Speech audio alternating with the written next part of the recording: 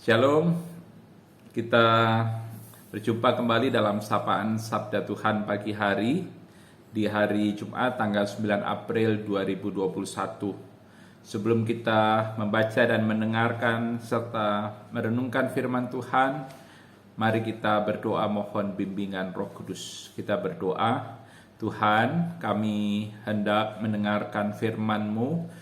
Bimbinglah kami dengan Roh Kudus untuk kami dapat mengerti, menghayati, dan kami dapat menjadi pelaku firman Tuhan. Kami mampu mewujud nyatakan firman-Mu dalam kehidupan sehari-hari. Biarlah firman-Mu senantiasa menjadi pedoman dan juga menjadi penuntun untuk kami melangkah menjalani kehidupan kami hari lepas hari.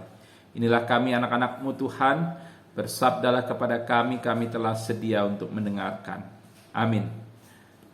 Bacaan Alkitab terambil dari Roma pasal 6 ayat 1-4 yang mengatakan, jika demikian, apakah yang hendak kita katakan? Bolehkah kita bertekun dalam dosa supaya semakin bertambah kasih karunia itu? Sekali-kali tidak. Bukankah kita telah mati bagi dosa? Bagaimanakah kita masih dapat hidup di dalamnya? Atau tidak tahukah kamu bahwa kita semua yang telah dibaptis dalam Kristus telah dibaptis dalam kematiannya? Dengan demikian kita telah dikuburkan bersama-sama dengan Dia oleh baptisan dalam kematian, supaya sama seperti Kristus telah dibangkitkan dari antara orang mati oleh kemuliaan Bapa, demikian juga kita akan hidup dalam hidup yang baru. Yang berbahagia, kata Yesus, adalah mereka yang mendengarkan sabda firman Tuhan serta mampu memelihara serta menjadi pelaku firman dalam kehidupan sehari-hari. Terpujilah Tuhan Yesus. Ibu bapak dan saudara-saudara yang dikasihi Tuhan, ada pertanyaan menarik yang dilontarkan oleh Rasul Paulus di ayat 1 di surat Roma pasal 6. Situ Rasul Paulus melontarkan suatu pertanyaan. Bolehkah kita bertekun dalam dosa supaya semakin bertambah kasih karunia itu? Bolehkah orang-orang Kristen bertekun dalam dosa? Hidup dikuasai dosa supaya bertambah kasih karunia Allah. Hal ini pertanyaan ini dilontarkan oleh Rasul Paulus karena ada anggapan bahwa orang percaya yang sudah ditebus dan sudah diselamatkan oleh Tuhan Yesus Kristus, yang sudah menerima kasih karunia Allah, ia boleh saja berbuat dosa terus menerus, sebab dia akan terlindung dari hukuman Allah. Karena Allah itu penuh kasih. Allah itu sudah menyelamatkan. Jadi orang Kristen akan kebal dari dosa. Orang Kristen tidak akan mengalami murka penghukuman Allah. Biarpun dia berbuat dosa terus menerus, dia tetap akan beroleh keselamatan. Apakah benar pandangan seperti ini? Tentu saja Bapak Ibu, Saudara, pandangan seperti itu adalah pandangan yang keliru. Dan itu juga ditegaskan oleh Rasul Paulus di ayat 2. Di situ Paulus bilang, sekali-kali tidak. Artinya apa? Orang Kristen yang sudah menerima anugerah keselamatan, dia tidak boleh lagi hidup di bawah kuasa dosa. Dia tidak bisa lagi bertekun dalam dosa. Mengapa? Karena setiap orang yang beriman kepada Tuhan Yesus Kristus, yang telah menerima baptisan kudus, maka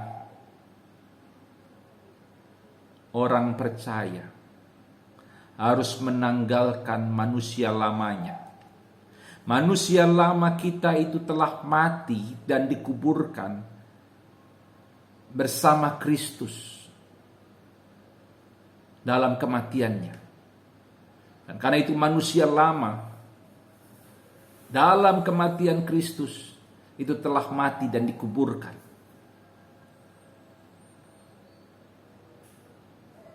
Dan karena itu kita tidak boleh hidup lagi sebagai manusia lama. Dan dikatakan, dan sama seperti Kristus yang telah dibangkitkan dari antara orang mati oleh kemuliaan Bapa, demikian juga kita akan hidup dalam hidup yang baru. Dalam kebangkitan Tuhan Yesus, orang-orang yang beriman kepada Yesus Kristus yang sudah menerima anugerah keselamatan mengalami kemuliaan, dan dia harus hidup sebagai manusia baru. Dia harus menjalani kehidupan sebagai manusia baru, menanggalkan manusia lamanya. Dan manusia baru yang menjalani kehidupan yang baru di dalam Kristus tidak lagi bertekun dalam dosa, tidak lagi hidup dalam dosa, tidak lagi menjadi hamba dosa. Dan berdasarkan firman Tuhan hari ini, kita diingatkan untuk kita tidak lagi bertekun dalam dosa. Jangan lagi kita menjadi hamba dosa. Karena dalam kematian Yesus Kristus, manusia lama kita telah mati dan dikuburkan bersamanya. Dan dalam kebangkitannya, maka kita juga telah mengalami kebangkitan, dan kita seyogyanya menjalani kehidupan yang baru di dalam Kristus. Kehidupan yang tidak lagi dikuasai oleh dosa. Kehidupan yang baru itu terwujud lewat sikap perilaku hidup yang baik, yang berkenan di hadapan Tuhan.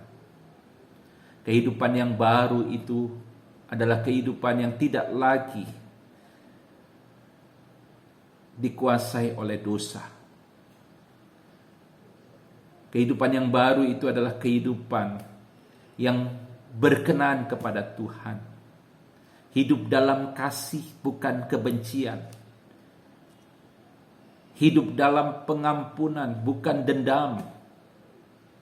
Hidup dalam kejujuran, bukan keculasan. Hidup dalam ketulusan, bukan kedurhakaan. Mari jalani kehidupan yang baru bersama Tuhan Yesus. Kita menjalani kehidupan baru bukan untuk mendapatkan pahala.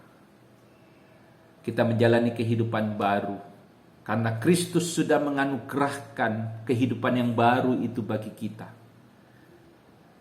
Dan kita menjalani kehidupan yang baru sebagai wujud syukur atas keselamatan yang Tuhan anugerahkan kepada kita.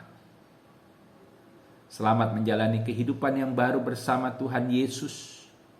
Jangan lagi hidup dikuasai dosa. Hidup dalam kesetiaan. Hidup dalam kasih, kebenaran, keadilan. Sehingga hidup ini menjadi hidup yang memuliakan Tuhan.